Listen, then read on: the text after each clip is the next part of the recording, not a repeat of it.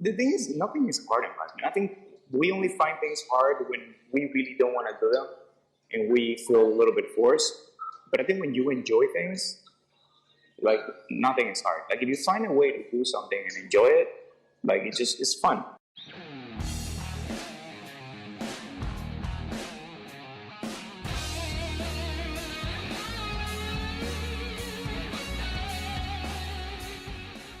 Hola, what's up, everybody? Welcome back to the Reliable HVACR podcast. I appreciate everybody for tuning in, watching this live. If you guys joined the live chat, I appreciate you guys interacting with me and the guest.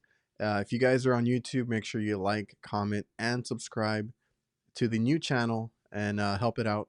Help the podcast out by wherever you listen to on Spotify, Apple Podcast, making sure you leave a 5-star review, hopefully, and get the podcast out to more people. And I want to give a quick shout out to the sponsors that help support the podcast. If you guys are interested in the software that we use to help my business, you can go check out Jobber. If you guys follow the link in the description or go to getjobber.com/reliablehvacr, you will get a free trial and discount and see if it can help you out. I also want to thank VETO Pro Pack, best tool bags out in the market.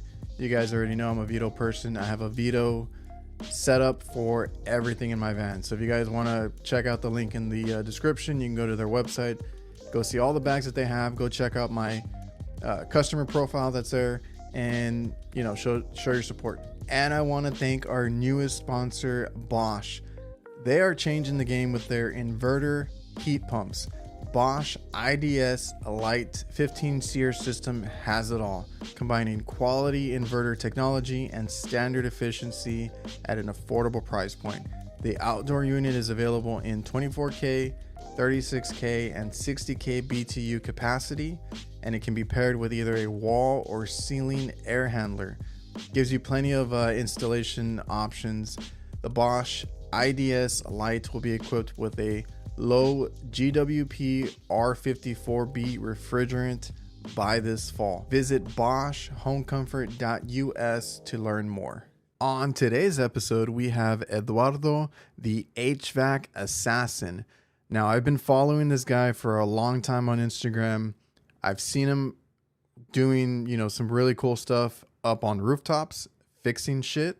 And I've seen him transition into the control side, which is really where he's in his comfort zone now, because it makes him uncomfortable, if that makes any sense, right? He's a guy that likes to be challenged, likes to figure out things, and likes learning new things. So here he is telling the story of the stuff that he's done over his career and what he enjoys now in the controls. If you guys are interested in any control side of the HVAC, doing industrial type of work, hooking up your laptop and programming stuff, you can do that in HVAC, and go follow him. I'll leave all his information in the description, the Instagram where you can find him at, and enjoy the episode. You worked today, didn't you? Yeah, I'm actually on call right now. Well, it's weird because I volunteered for a specific call, and I'm also on call. So no actual on calls came in, but the volunteer call was there, and I completely forgot about it till this morning. Oh, okay, yeah, because you're like, on call shouldn't be that bad, and then you're like, I'm at work now. Yeah, I didn't realize it till 1 a.m. I was like, oh, wait, I got a call tomorrow. Was that for the same thing, the controls, whatever you do? It was actually a fire smoke damper inspection. So we trigger all the dampers, or they trigger them from the alarm panel, and I just make sure they actually do what they're supposed to do. You test them and stuff? Mm-hmm. So how have the trolls been lately on the Instagram and stuff? Because I always watch your stuff. You and Tim DeStasio, you get a lot of hate. I don't want to say hate, but flack sometimes for the information you guys put out. Are they still trolling you? I mean, yeah, but I do think I spend way more time than I should responding, but in part is because I was there too. Sometimes I believe things that weren't true, and I just didn't take the time to do the research. I just felt like if it didn't make sense to me, there was nothing to it. And then slowly through the years, the more I progress, the more attention I pay, I realize that a lot of it makes sense. A lot of it does make sense. You just need to understand why it's happening. So sometimes when I respond, even though I respond a little harshly sometimes, is really me trying to let them know, like, hey, just actually dig into it. Actually research it. Don't watch someone else like myself talk about it. Yeah. Go read the information. Go read the manuals. Go read the I know everybody hates engineers, but at the end of the day, they're putting together all this equipment that we work on. So, Yeah, go read what they have to say. I think Tim had said that one time because somebody was complaining that some equipment wasn't keeping up, and he's like, or that person was like, who are these engineers at this, and this, right? But like, I don't know, is your building, like, how tight is that building? How insulated is it? Like, is everything else? Because we have that issue here, but like our AC works pretty well, but I know our door is messed up. There's gaps, there's heat that comes in, there's a bunch of other stuff you don't think about, but you're always blame, the AC unit or the tonnage or whatever it is. Because I've run into that too, where I recommend something for heat infiltration, right? Because we're going around. I don't get super technical. I don't like to do the whole manual J and all that stuff. I've learned that in school, but like I don't actually use it a lot for what I do because I do service. But I'll tell them, like, look, you got all this issue here, you got issues with your duct, and then another company will come in and be like, oh, you just need a bigger system. And I'm like, all right, yeah, do whatever you want to do. But I think that's also crucial. I think it's okay for us not to do certain things because it's not part. Like I do service as well, and I've been doing service for most of my life. So I don't go into manual J's and stuff, but that doesn't mean I just make guesses. Like, Yeah. I'll give you an example. I was working on a unit not too long ago where they had a bunch of airflow issues. So I went to a bunch of VAVs. I corroborated we were not getting enough air as far as my VAV calculation. I don't have a hood to test all of that, but what I told them, instead of just saying, hey, like, you're good, or you know what, just put a bigger unit, I was like, we need to get someone to come over here and do a real TMB, check the entire building, check for airflow everywhere, and if I need to make adjustments to my program to match what they're actually reading, we can do that. But I'm not going to just start randomly changing my program to make it fit because that's what they want. So I don't know how to do it, or I don't have the tools to do it, or the time to want to dive into it, but we can hire someone else to come and do all that stuff and do it properly. And you're 100% right. And people want to skip that all the time, and it just messes. It makes things worse. I've had so many issues where it's like, the AC is working or it's oversized or something like that, and it's cooling. I'm like, no, it's working, but it feels ugly in the building. I'm like, we got to go, check everything else. Like it's not always like the AC unit itself. It's usually like heat, like I said, heat coming in, escaping, or like we have a lot of restaurants that have big windows. There's a bunch of variables in that, and like what we're talking about right now is like I've always told people I try to stay like in my lane in service, kitchen, restaurant work, stuff like that. And if it's anything that needs like an expert on something like duct or anything else, I tell them, like, call somebody else or have somebody come in that knows what they're talking about. But like you said, I try to inform myself or learn after work about all that kind of stuff, just so I know like a base of like, could be this, it could be that, look for this, look for that, and inform the customer, No, of course. And all of it comes together. I mean, I'm not saying not to learn certain things. I'm 100%. Well, like I never used to look at, honestly, the duct and stuff like that. I never used to even think about that. Now I do. Now I check, static pressure, different types of deals. Cause like all that, if there's like so many things wrong with the system, like the design or anything like that, or something failed, or, you have an issue elsewhere, like airflow or anything, that system, you can get it working as great as you can, as perfect as you can. Everything's set up real good. And then, like I said, the building still feels really bad. Yeah. I was lucky when I started with ductwork. I went to school, and it's a long story, but I think I put a post about it once. I got kicked out of school, and I And while I was kind of in between, I figured, you know what, I've already been doing like a few months of this. Let me see what it's all about. So I started applying, and I got a job doing ductwork. Um, and I feel really lucky because I got to see a side that I think a lot of people that go straight into service or even installs never really get to experience, like full duct jobs, like from start to finish, Oh especially yeah. on large applications. I used to do a lot of public sys, and I realized how crucial it was to have good airflow. If you've never seen it, Mm-mm. if you've never worked with it, why would you look at it? So I think I've transitioned from my perspective is being so valuable. I went from ductwork to installs to commissioning to service. So I've been able to touch every little part of at least what I do majorly now in a Yeah. very intimate aspect, in a very intimate way. So I'm very familiar with a lot of it, even if I don't master all of it anymore. You know what I mean? Because I can't do a No. transition anymore to save my life. No, I tell like you that. I learned all that early on too. Like I went to school for it, so they taught us to do the duct. We do a duct board. I know some people give me crap because like everybody's about metal and stuff. Like we have a lot of duct board here. That's what I learned to do. That's how I learned to make my duct work, my 90s offsets. I learned how to do all that, and they taught us to do it. You know what they were saying, the old school way, right? Cut it out yourself, build it yourself. Don't rely on a supply house to help you with that kind of stuff. Like learn how to do it. So I learned it that way. I never had to do it in the field, except recently. Actually, I had a whole return duct. It's made of duct board. I guess it got wet because it's an RTU. When the drain overfills, those things get full of water, and if it's duct board, it's just gonna collapse, fall apart. And I had to rebuild one on the spot, so I actually got to do one recently. But like I never do that kind of work, but I learned how to do it, and I always go back to like what I learned in school for it. Even if it's not like what I do, it's not, I don't even honestly want to do that kind of work. I'll stick to service, but yeah, you got to learn how everything works because it's not just because I was gonna say like when I started, the guys that I went or rode along with, sometimes they were doing stuff that I was not or was taught not to do. Right? They're just adding Freon. They're just adding, doing this or like bypassing things, and I'm like, oh, like shouldn't be doing that. This podcast is presented by Local.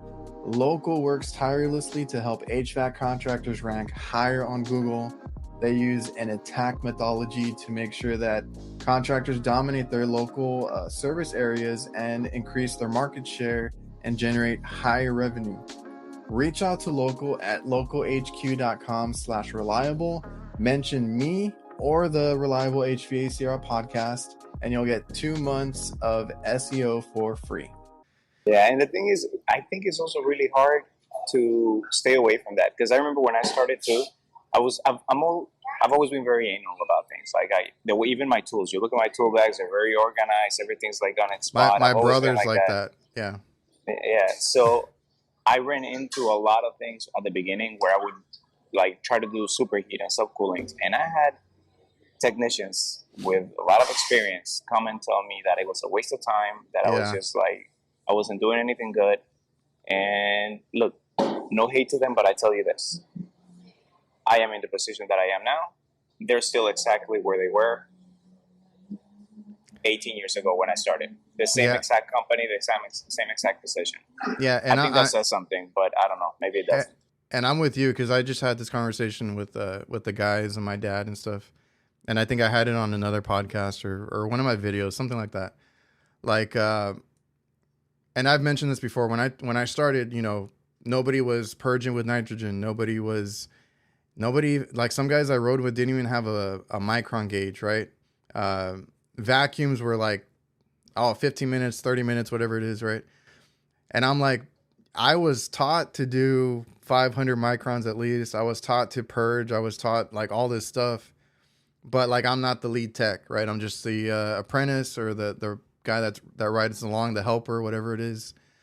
And I was doing like you said, like I knew about superheat, I knew about subcooling, I knew about temperature difference, the TD, the deltas, all that I'm trying to check, and they look at me crazy and they're like, you're just wasting time here, right? They just want to feel the line cold and we're good. So I totally get it, dude. And I think it's very easy to fall down that side of things, because sometimes, especially at the beginning, like let's say you have an actual TXV that's bad. I know most of the time it's not a TXV, but let's say you do, right? And you're doing all your checks, and let's say you're relatively new to this, so you're checking your subcooling and something's not making sense. You're leaning that way, but you don't know. And then an experienced tech comes along, and he doesn't care about any of that, but he has seen that specific type of unit have that fault enough times where he spots it in 10-15 minutes, and you spend 2 hours, and you do feel a little bit like, holy crap, did I really just waste a lot of time? But the more you do it, the more you realize that, sure, sometimes it might feel a little bit like a waste of time, but for the most part, you're always going to be on point on your diagnostics, and they're not. They're going to be changing parts sometimes that don't need to be changed. So it adds up, but it takes a while to get used to the idea that, yes, you're going to be slower at first. Oh yeah, and that's okay. I took forever on calls, and it used to piss me off, but it is what it is, right? You go through everything, and then I was confident at the end of the day that I did what I could, right? As far as like the whole parts thing, I actually had one recently, and I have guys that work for us that have bad habits. I'm trying to like, tell them to look for this or look for that, because they kind of need, it's hard to train an older guy, an experienced tech. So like usually when we get guys that are experienced or anything like that, I just tell them, I try to give them like the shortcut answer, right? Like one guy, it was recently that they condemned a TXV on a unit. Now that TXV was acting up. It didn't rub out or anything. Like it was a mechanical TXV. Everything was fine, but the power head was removable, right? So I'm like, okay, more times than not, I'm just gonna let you know, the power head gives out before the actual valve gives out, right? So I was like, let's change out the power head real quick. Sure enough, we did it, did everything that we needed to do, started it up, and it worked, right? So I'm trying to tell him like, yes, it might be the TXV, but it might just be this part, or it might be, something simple versus like, condemning a whole, or like you said, part changing, Yeah. And it's funny because eventually also with experience, you get to pick up some things. Like I remember I worked in a bunch of carriers where that power head that you're saying would constantly lose its charge on the bulb. And that was what was taking the power head out. So I had a bunch of carriers that did that. Yeah. And you have no idea how many times, and maybe this is not going to sound great, but someone would condemn a TXV. They would send me to do the job. And what I would end up doing is get there with a TXV, and instead of doing the whole thing, I would just take the power head off, put a new power head on, be done with it. Oh yeah. I've done that. Like I've done that a couple times too. Or even that instance, the guy ordered the whole TXV, and I was like, are you sure? Right. Cause like then I got sent, cause he got busy, and I had time that day, and I was like, okay, well, I'll go. And it was me and my brother that ended up doing that call. And I was like, no, let's just change the power head. But I was gonna say I hate going after people more times than not, because I don't trust a diagnostic from somebody else, honestly. So I'm gonna go, if I go to finish a job for somebody, I'm gonna end up taking a little bit longer because I want to do another check of it, right? I'm like, I can't, I just can't. I did it once recently, and it didn't bite me in the ass. It bit the customer. I'll tell you this. We had an out of town call because like we do a lot of restaurant work. So there was a location that we don't service, but it was like 6 hours away. And they really wanted us to go out there and fix a few things. And then one of the things on the list was we have a AC unit that has, I don't know if it was 1 or 2 bad compressors that was diagnosed, right? I'm like, are you sure? I was like, who checked it? This and that. I got out there and I did what they told me to, because I did a quick check, and I'm like, nothing's grounded. Like, are you sure? Right? And they were stubborn. Just change it. We already know. We already got it checked, this and that. So I was like, okay. I changed the compressor. I went to start it up, and we had a huge ass leak in, or we did our pressure test and all that. We had a huge ass leak in the microchannel. Right? And I'm like, okay, who the hell checked it? Right? So whenever I don't, do another check on it, like if I go behind somebody else, it always like ends up being not even what they told. Yeah, so then I was like, all right. And you know, they paid us because they were stubborn about it. They're like, we just want you to come and change it out. So I was like, all right. Um, but every time I go behind somebody, I have to go and do a whole like check on it. I can't just take their word. Even if it's somebody that I know, somebody that I don't know, like I still do it. I know I'm the same way. I have gotten over the years, I don't know if it's a good thing or not, but sometimes I spot some techs that I feel like I can trust. And occasionally when it's them, like if I go out to do a Oh repair that yeah. they diagnose, sometimes I just do it because 9 times out of 10 is right, you know.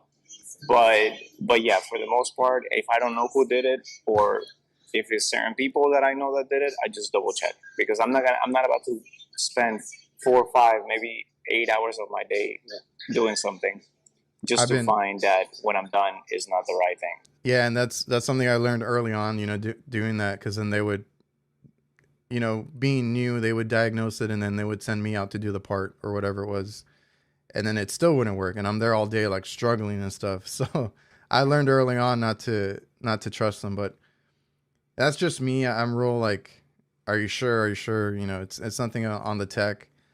But like I was saying, we had a conversation recently because it's the way I learned. It's the way my brother learned because he went to the same school. Like you said, the superheat checking.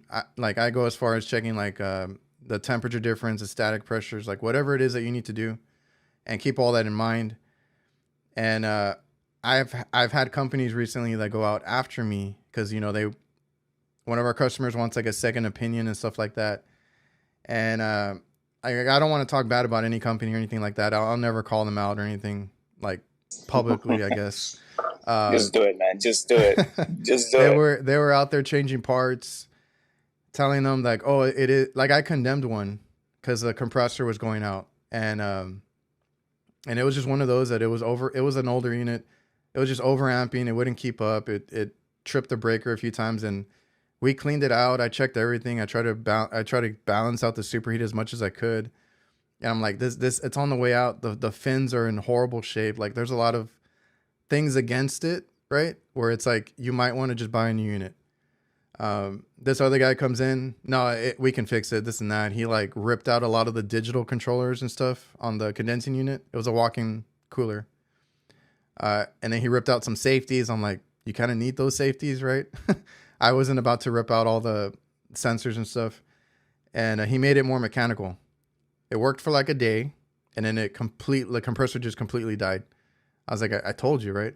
So the only reason I'm so confident with my work is just because like I take the time to do it. I don't care if it, like you said, if somebody's like, oh, you're wasting time doing all that. Like that's like you said, that's how I am where I am now because of the way that I take my steps, take my time, and do all that. And I want the newer guys to realize that, you know, don't fall into like the peer pressure. If they're rushing you, if they're telling you beer can cold, whatever it is, you know, stick to what you know. And like you said earlier about don't listen to us. Fact check everything you hear, right? I don't care if it's like Ty Brenneman. I don't care if it's Craig Migliaccio, you know, kind of fact check it or watch different people, make sure it's all the same information. That's kind of the way I go about it. And then read manuals, you know, literature from the manufacturer too. Today's episode is also brought to you by NAVIEN. If you haven't seen it yet, NAVIEN has entered the HVAC space in a big way with the new NPF hydro furnace. This hydronic forced air furnace delivers industry-leading variable capacity operation from 15 to 100% in both natural and propane configurations. You can learn more at navieninc.com. And DIVERSITECH, they simplify your work. They have everything that a technician needs to get a job done. I do want to point out that they do have a Simplify Your Summer Challenge. I will leave all the information in the description. If you go over to their Instagram, this challenge is basically a chance to win an ultimate HVACR bundle with over 25 unique products from their DIVERSITECH lineup. This includes Hillmore, Swoosh, the spin bits, they have the Pro thermostats, they have the Master Care cleaning solutions. They have so many products. All you have to do to enter is share your work with at least 3 products from any of their lineups in a reel or post, and tag them and include the hashtag simplify your summer. So go check that out, go enter, and thanks again for sponsoring the channel and doing this awesome summer giveaway from DIVERSITECH. Actually, like, hopefully this doesn't start like a whole thing on your comment section eventually when you put this up, but like the whole video that I made about energy efficiency by shutting the unit, not shutting it down, but like raising the temperature during that was another hot, hot topic. Yeah. So I'll give you something on there. When I first looked into that, I was actually looking into it to prove myself.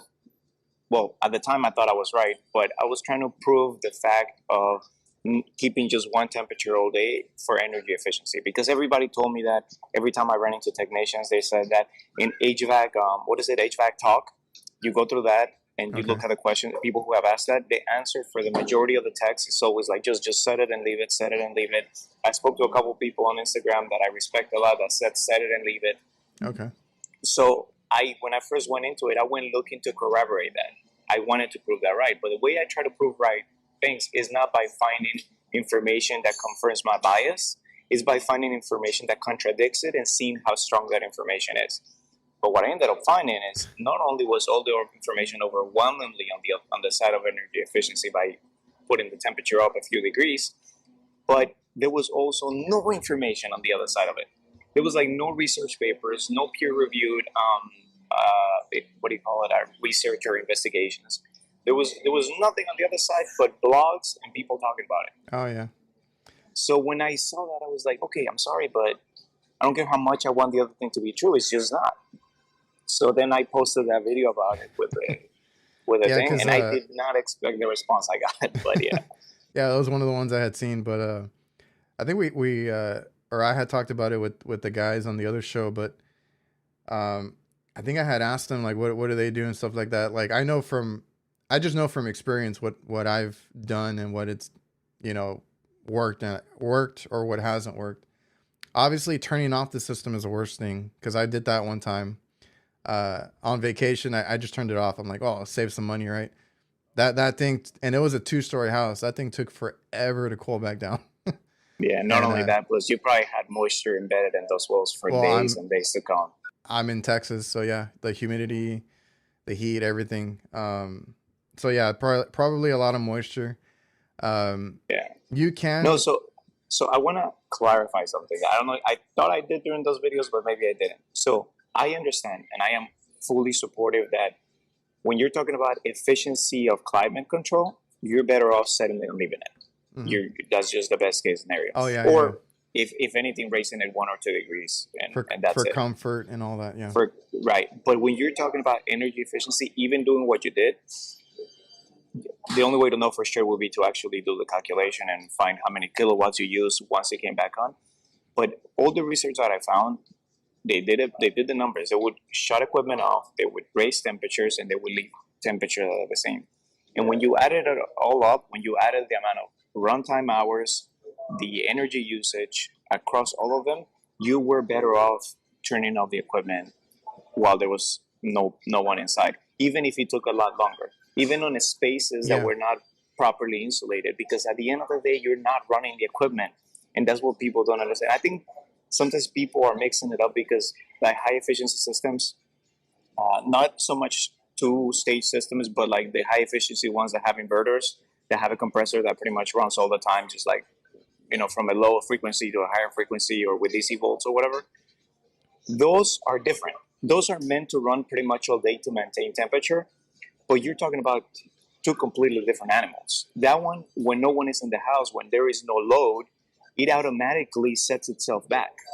So even though you're maintaining a certain temperature, you're only maintaining that temperature for the space and the things in the space, not the load of the people. Because you also have to account that when there's no one in the house, your load is much less than when you have 5 people in your house, or 10 for that matter, or whatever. People, you know, and yeah, people people are in the low. house, the doors opening and closing, you know, all that stuff.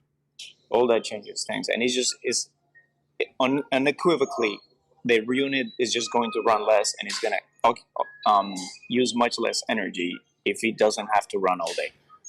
That's like you said, that's the hard part to understand, because like me, I was talking more like on comfort, I guess, right? Like right.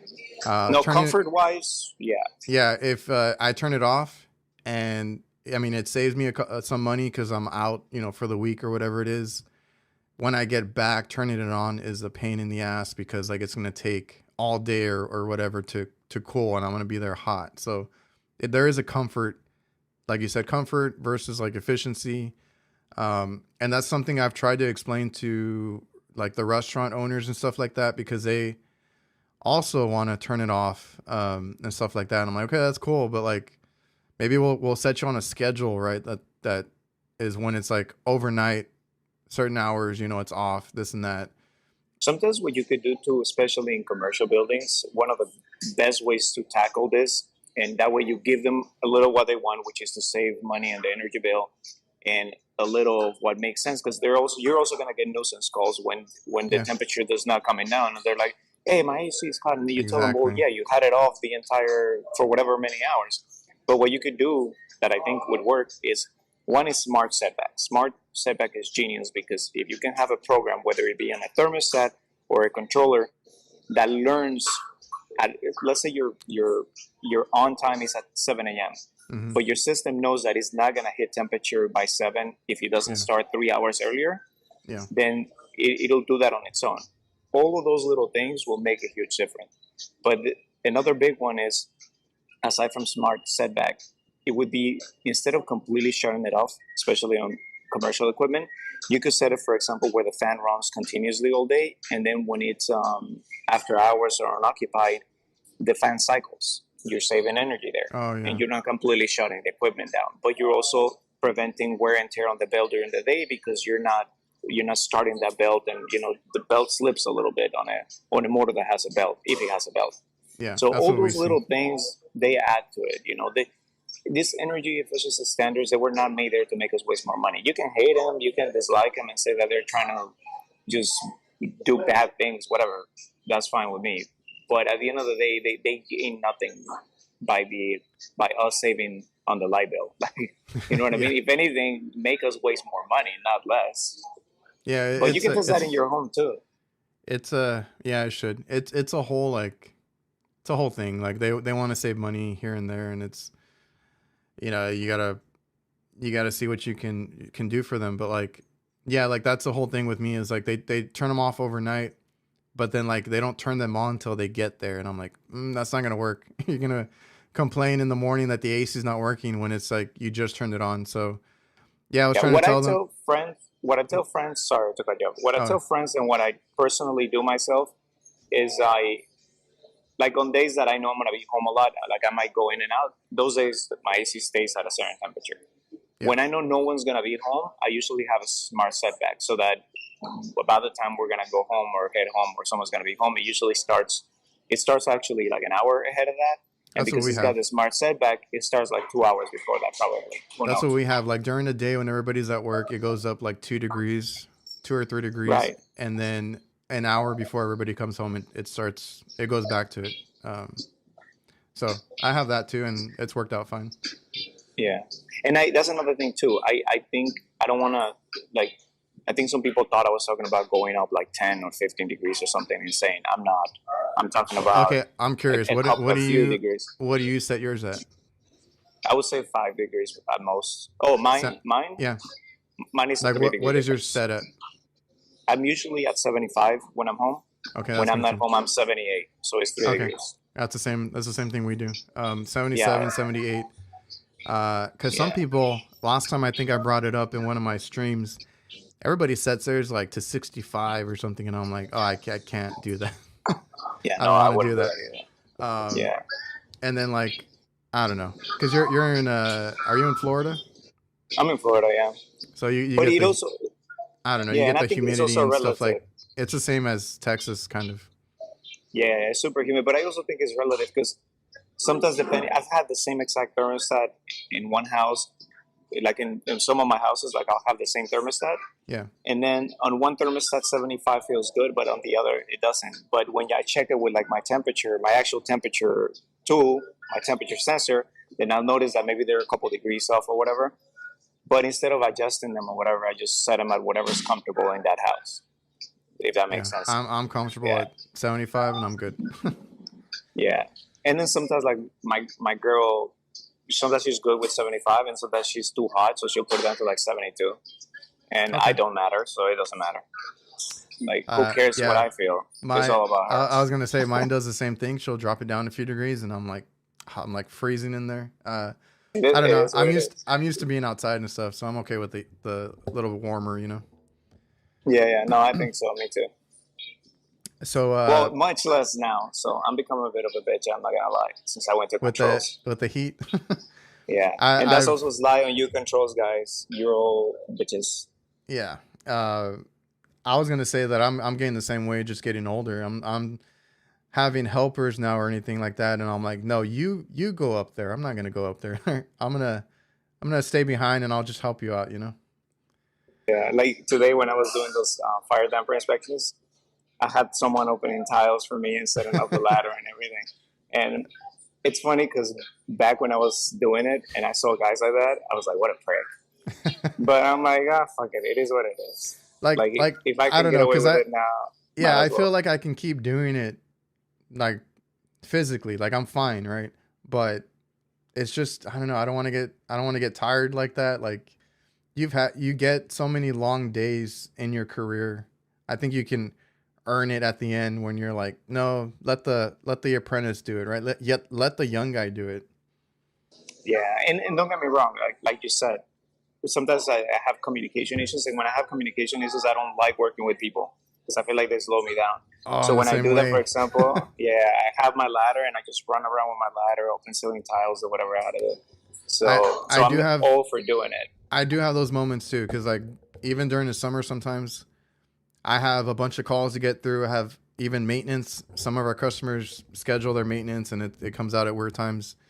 And then my dad's like, no, you didn't take anybody with you. You didn't take a helper. You didn't take your brother. I'm like, no, I don't want to talk to somebody right on the drives or at the job site. I just want to do the work. And I don't know if it's good or bad. That's just the way I get sometimes. And like you said, I don't want to be around people sometimes. And I'd rather do more physical work than have somebody come and help me sometimes. It's just, that's why I said, I know I can still do it. It's just, sometimes I want the help. Sometimes I don't. No, I'm the same way. Sometimes like there's certain things I just honestly don't care to do. And I just get help if I need it. But there's things that I'd rather do it myself because I feel like people just get in the way or I have to explain too much or whatever. And don't get me wrong, I love teaching. Like, yes. I had an apprentice on when I was in Miami, and I brought him up really fast. I taught him a lot of things. I actually think, like, I don't even think he should be making apprentice money right now, even though he still hasn't even finished his first year. I think he's right now much better than some full techs I've met. His only flaw is that he came straight into controls from, like, he studied software. He did something with, it wasn't IT. It was something with computer science. I can't remember. And then he took the course for controls, or he's still in the course for controls. And then he found this job through that course, like an internship type of thing.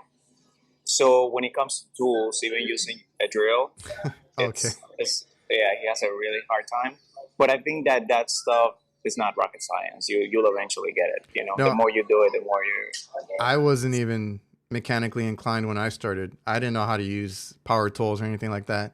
And it's funny because I don't like asking for help. So like I didn't even learn how to use some of the tools like on purpose because I was like, no, I can do it with my screwdriver. Or I can do it with this. Like I used nut drivers and screwdrivers, hand tools for the longest time until I finally went out and bought like some power tools when I felt comfortable. It takes time because you're not used to it. Yeah, no, I'm a little more, I don't know, I guess, like I like trying everything and anything. Yeah. So I remember when I first started, I do remember like trying to use the drill and like screw slipping on me a lot, especially when I'm trying to hang round dog. Yeah. and then the screw would just drive out on me. Oh But I yeah. can't remember exactly when it happened. But at some point, I just remember being able to do next, next. Now, could I I still do that guess right now? I don't know. I guess I would get frustrated like you said when that would happen.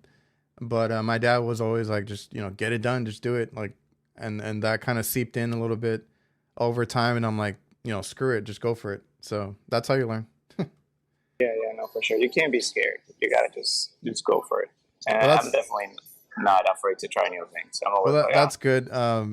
That I in his first year, if he's doing that well, because sometimes, like I said, I see guys out here, just on the conversations that I had with my dad and stuff. Like these are older techs that try to come in and do some of the work that we do, and like I have to go back behind them and fix the stuff that they did. And that's always been my thing. Like I got into this when I was 20 to 21, something like that, and how I old are you right knew. now? Huh? How old are you right now? I always have to think about it. What are we, 2024? I'm going to be 37. Okay, we're the same age. Oh, really? So I've Yeah, been well, in I'm this 37. So, I've been but in yeah, this 17 years, doing this straight, basically, because we started our business at the end of the year too. So like it's coming up on 17 years, and I was always a young guy that, like you said, they might not, or they might look at you funny, but like I felt like I knew more than most people, hmm and the only thing that hurt me was experience. Like you got that guy in controls doing what he's doing in less than a year. You said, right? yeah. He doesn't even have a year. He's really good, especially on the software side, which could be because he came from already studying computer related stuff. But I think he's more than that. He's just I think he's just a smart guy. He's like Some he picks guys, up things yeah, really fast. some guys are just meant for this because like sometimes I can't even explain what I'm doing, but I'm like I fixed it. And then some guys, if they have a good mentor, training, all that stuff, all that helps. So I feel Yeah, like anybody can do it. You either it's either natural for you or you just take the time to learn the books. yeah, no, for sure, for sure. So real quick, how did you start? You mentioned school. Did you want to get into HVAC? Like, did you go to school for it or anything like that? So, realistically, when I got out of high school, I had no idea what I wanted to do. I tried to look into college, and at the time, college was probably not an option because I couldn't really get financial aid, and I couldn't get and I had to pay out of state tuition because I didn't have any I was undocumented at the time. Oh, okay. So yeah, so I got out of high school. I couldn't do anything with that. Where are you But from originally? Mexico, Oh, okay. I have family there. yeah. Oh yeah, you have Mexican family or just family that lives there? Yeah, my grandparents and I have like an uncle or two that are from there. Oh, gotcha, gotcha. Cool, So I cool. used to go over. I live in Texas, like right at the border, South Texas, Progreso and all that. Like I used to walk over a lot. I don't want to go over too much anymore, just because it's not as safe as it used to be. But yeah, we used to go over all the time. We had family over there. Oh, cool, cool. Yeah, so I found the school that did HVAC, and I realistically was just like actually I went to the school and they had HVAC, electrical, and plumbing, and mechanics. I was also interested in mechanics at the time, like car mechanics. Yeah.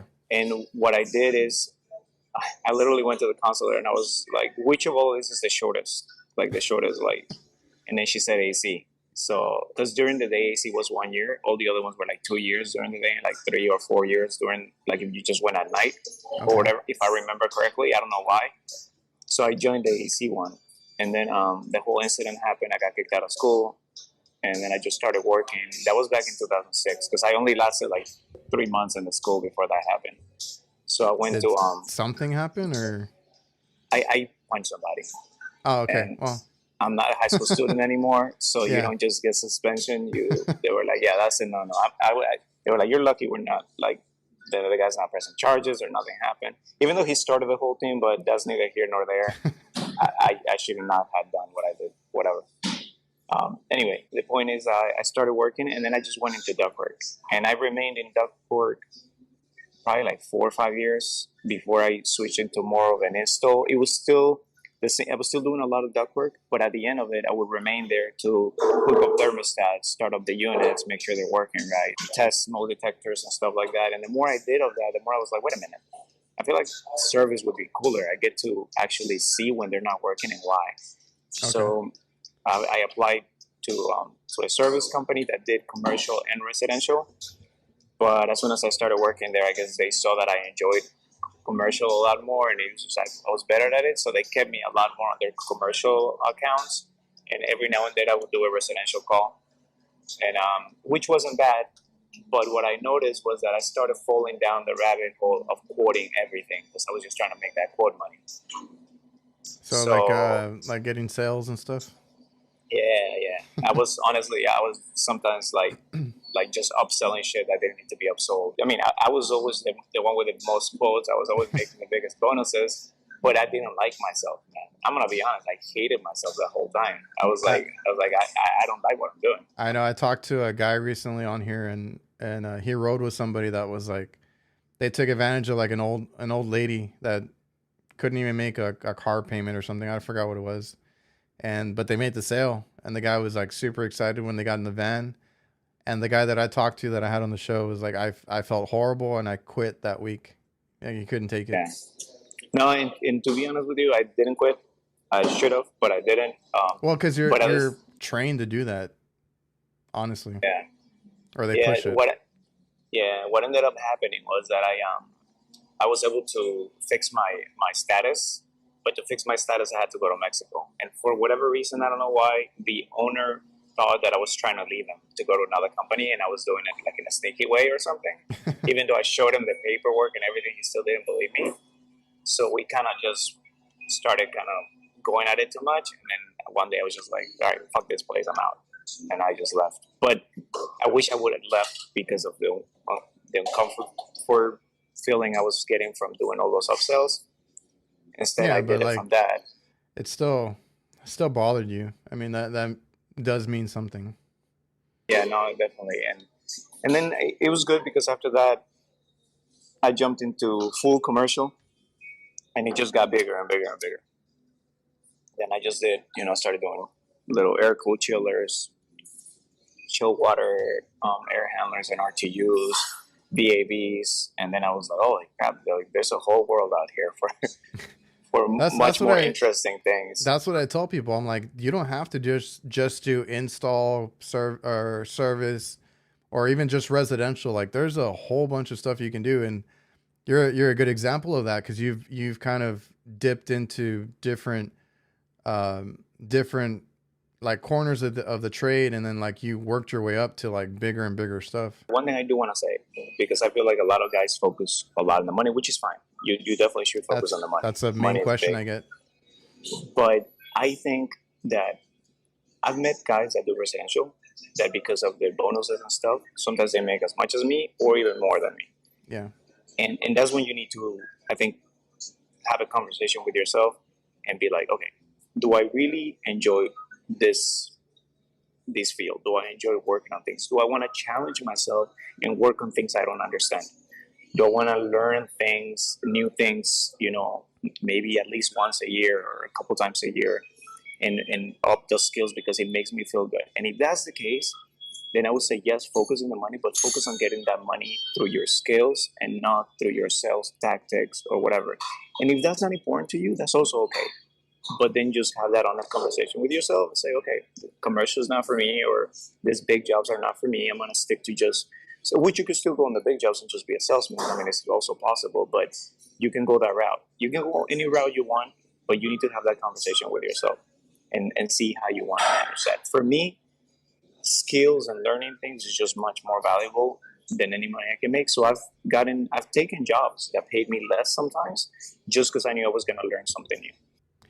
See, that's what I try to tell people, because that's one of the main questions I get is like, how much can I make? How do I make more money? Like all this other stuff. And I'm like, it'll come, right? You can get it, but like, what do you want to be doing? Cause like, I'm very comfortable. I live a pretty good life. I bought a house, I bought plenty of vehicles. Like I have no issue there.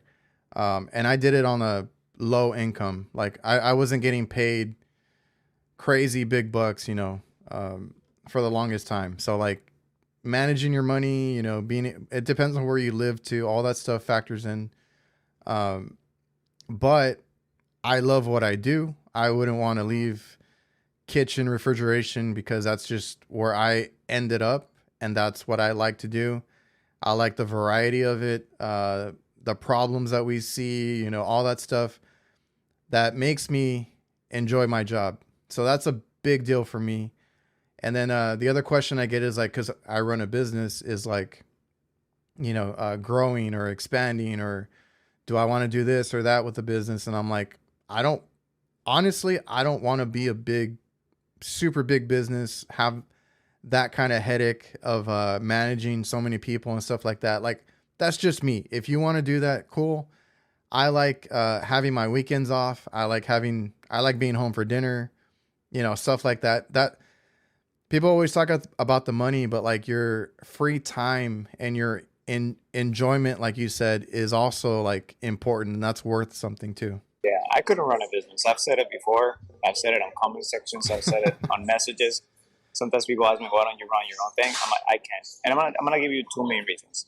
One is I really do genuinely enjoy learning new shit. Like I love it. And the best way to learn new things, for example, like I read a lot of books, right? But sometimes as I'm reading, there's certain things I just don't understand. And sometimes I'll go into forums or I'll go into college papers that talk about the certain things from the book, or aspects of the ideas or the social, the what do you call it, the philosophy of it or whatever, to try to better understand it. But still, I feel like I lack because I just don't have the education for it, right? And the same thing comes for work. The difference with work is that in my field, I get a chance to work on certain things that I learn. So if I learn about humidity or how humidity affects temperature, I can work into systems that do reheat, for example, and I can learn how that better. What's the most efficient way to do reheat? And I actually get to test it and see it. And you learn much better when you can actually work on it. So because I love that aspect so much, I love learning so much, I know that if I was to open my own company, that would get restricted because I'm only going to get a chance to work on certain things unless I get really big, which if we're honest with one another, the chances of every company blowing up and becoming a massive JCI type of company are very small. Oh, there's only a handful of them. Yeah, you don't get like that. And when you don't get that big, you don't get to work on as varied. For example, if you open a company and you get to do a lot of chillers, you might only get to do a lot of chillers and that's it. If you start a company and you get to do a lot of VAVs, you might end up doing only VAVs and only air handlers or whatever it might be. It's like me. So I feel like I only do kitchen refrigeration and I try to stick to it. Yeah, and I think it's fine, but I think with my personality, I would get really bored really fast. That's one aspect. The second aspect is that you've seen me from my interactions on social media. I don't have a lot of patience. And this applies to customers as well. And in the environment I work in commercial work, I can get away with being rude a little bit sometimes, as long as I don't take it too far. I'm not gonna be cursing at a customer. I've caught myself saying things that I probably shouldn't. Not like you said, not cursing or anything, but I'm like, you kind of be upfront with them a little more. Right. And I think because of that, and the fact that I don't own the company, I feel more comfortable doing that. If I owned the company, if it was my own company, I think I'd be restricting myself a lot on that, which I think it would ultimately lead me to either getting anxious or depressed or something, because I've tried my whole life to control it. And we have to bite our lips sometimes. I get it. Yeah, and again, I think all of that those two things add up to why I know for a fact that if I try to open my own company, it would be a disaster. That's a hard part. My dad started our company, and he does like the cooking equipment, right? The fryers and all that. And I do the AC refrigeration side. And when I started, and I also saw this when I went to school, because like we had several teachers, like half of them ran a business and then half of them worked like either for the school, like they kind of did like the chillers or whatever it was, or they worked somewhere. And I was like, man, I thought everybody wanted to open up their own business and do it that way. But like I learned, like, some people want to deal with it. Some people don't. They just want to, you know, clock in and out. And then, like you said, you might get other chances to do other things and stuff like that. So I learned that early on. And then like now, because when I started, I just wanted to get in and out. I was, like I said, in my early 20s. I wanted to go out with my friends. I wanted to go do this, do that. I didn't care about working late or anything like that. So like in the beginning, I wanted to be more of an employee. Obviously, as time goes on, I have to do more and more of the business side, you know, to kind of take over that. And it's a lot. I've had to change quite a bit, even my personality. And I'm an introvert. I don't like people sometimes. And I've gotten complaints when I go and I don't talk to anybody. I've gotten complaints. My dad's like, oh, they were saying that you were there, you didn't talk to them, and you didn't do this and that. I'm like, oh, geez, you know.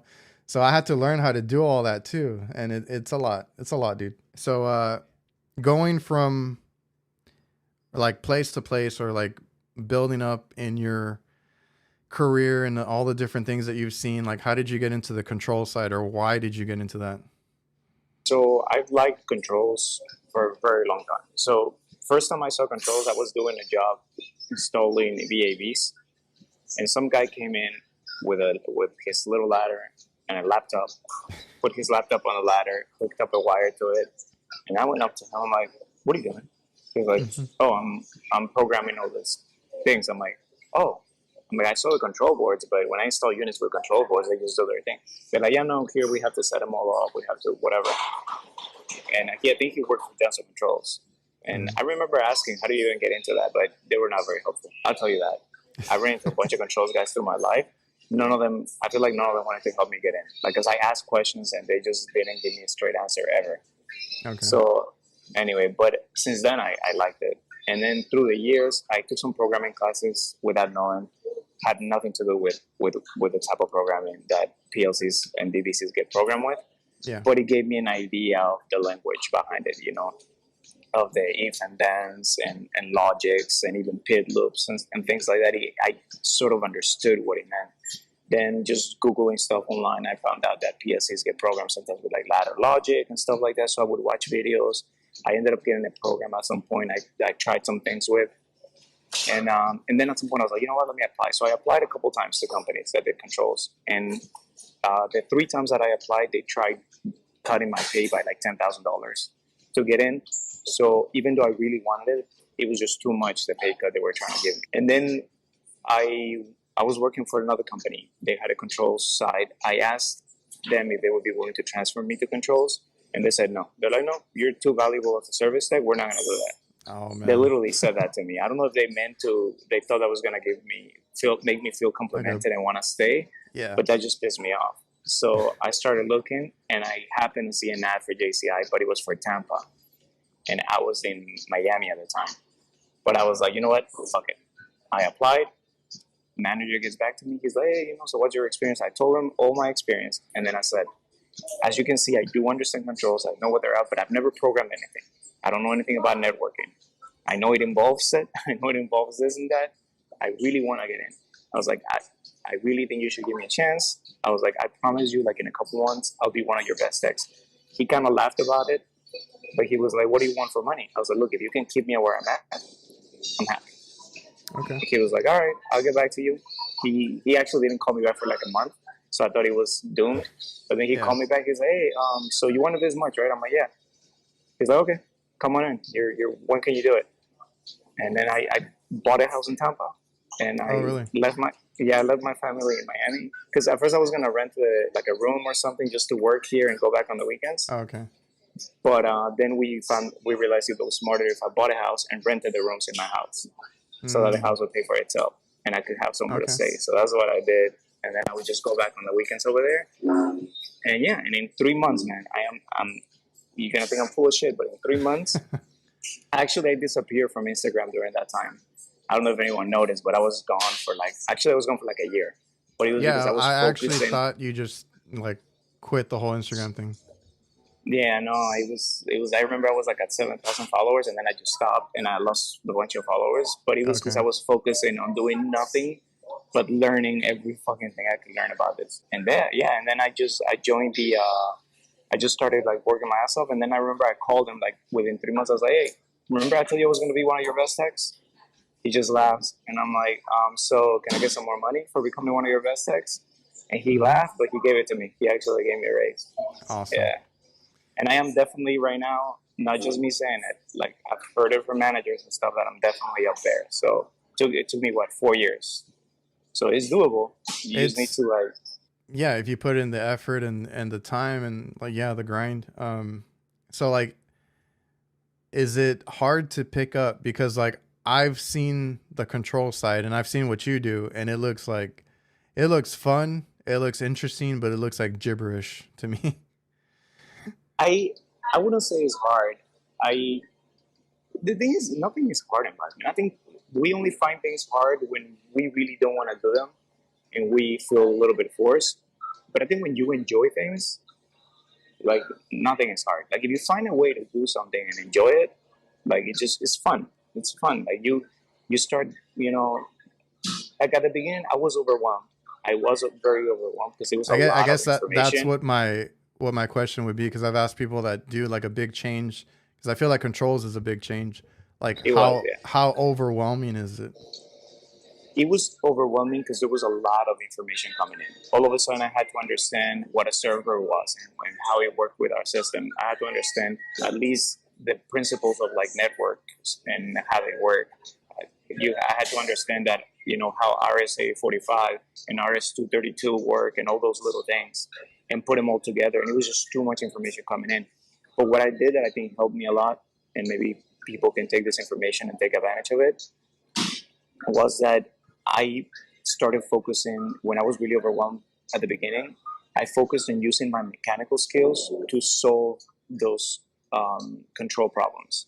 So, to give you an example, if I showed up to a chiller and the chillers are not running for some reason, I honestly will ignore the program like it didn't exist, and I would focus on looking at the equipment and trying to figure out why is the equipment not running. And it would take me longer because I would have to look at every valve visually, and I would have to, maybe command things on to try to see what's not turning on. And it took me longer now than it does now when I can look at the program and see on the program why something is not happening. But I was able to mechanically fix so many things. And by doing that, I little by little started learning backwards. So I actually learned Okay. to understand the programs backwards from the mechanical side into the program, if it makes sense. No, that's That's a how good I way. did it. That's a good way to Yeah. do it because it's better when you understand the whole thing instead of just like you said the program or whatever it is. You understand the system and the mechanical parts and everything. Yeah, it's very valuable. Because even like me, like I live in an area that gets a lot of I work on a lot of old equipment, right? So like I'm still seeing a lot of mechanical stuff. We started seeing electronic stuff maybe like a year, maybe 2 years ago, and then I had to learn all of that, right? Transducers, sensors, whatever it is, everything had a board in it, and I just wasn't used to it. So, like you said, it's you kind of lean on what you know, right? You know the mechanical side, or you know what it should be doing, or this and that. So that's how I kind of because I just ran into another one. I think it was yesterday that I've never seen before. It was all electronic. Like it was a small reach-in cooler, but it had so much stuff crammed into it, right? And I'm like, I don't know how the hell this thing works, right? But I just opened it up. I'm like, okay, this is a switch. This should do this. This should do that. Just start checking voltage, and sure enough, it had a faulty controller. So it's whatever. Like you know the basics, or you know how a system should work. Just lean into that, and then, like you said, you just kind of figure out the rest. And I know a lot of mechanics do it just like you just described. A lot of mechanics will work on units that have control boards, computer boards in there that are complicated, that have a bunch of sensors coming in and stuff, and they fix them. They're able to fix them without understanding exactly how the board works. Yeah. So when you comes to controls, you can do the exact same thing. But I think sometimes people just get tripped up. Like I had a mechanic yesterday. He was on a call. I took a call from like my own call, like around 1 a.m., which is how I noticed I had this call for this morning. But he calls me like actually it was actually like 11 p.m. But we went all the way to like 1 a.m. He called me. He's like, "Hey, I have this unit not running. You want me to put in a ticket so you can come and look at it?" I was like, "No. Like, why is it not running?" It's Okay. well, the drive says that it's got like starting inhibit. I'm like, that's an alarm. It has this little reset button for the high and low pressure. He does it. He's like, no, they didn't pop. They're fine. I'm like, it's probably a freestat. And he's like, oh, well, you want to come look at it? I'm like, no, I'm not gonna make a 1 hour drive to go look at something when you're. I was like, give me a minute. So I logged on my computer, and I see freestat. I'm like, dude, it's a freestat. Okay. So he opens the thing. He's like, oh, there's 2 freestats. I'm like, yeah, I don't know which one it is. They're probably in series. So just open both of them up, jump both of them, and it'll be one of them. And in fact, he jumped it. The alarm went away, and boom, the drive started right up. So I know for a fact that JCI guys sometimes are, I think, a little spoiled because they can just call controls to go look at things like that. Where if you work with a company that works with an outside controls company, sometimes you end up diagnosing those things yourself. But a freestat, come on, let's be honest, a freestat, even if it goes through my controller, you know that that's something a mechanic should be able to spot. Like, why is your unit not running? There's a safety. Where's the safety? Look at all of them. I mean, there's only so many of them, you know. So it's I guess because that's what I've told people on the light commercial side, maybe the residential side.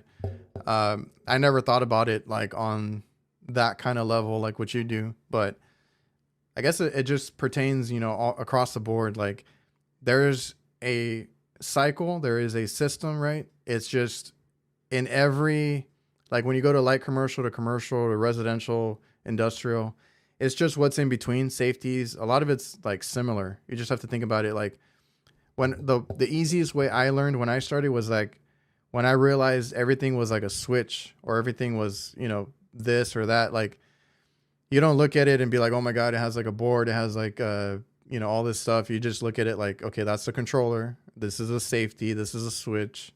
They all do the same thing.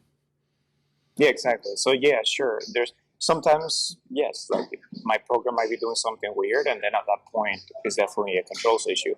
But I don't think like temperature sensors, and even if they're hooked up to my controller, the fact that I'm out there like just changing temperature sensors and diagnosing those things, it's a little wild to me. It's like when I was a mechanic, I did it myself. Like never call a controls guy to come and change things like that for me. So I don't mind doing it. Just because it looks a little different now, like I said, like transducers, like that was new to me, but it's a pressure switch. That's all it is. But even that, like I remember I worked one time. I was at a Target, and Target has this energy management company that does all their energy management, and they usually hire different HVAC contractors to do the equipment. I was one of those contractors. I was working on a unit.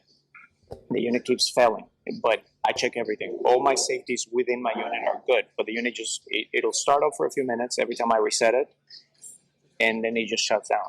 So I called the EMS, and I'm like, because sometimes also controls guys suck, let's be honest. So I called them, and I'm like, look, my unit, everything looks great on it, but it keeps shutting down.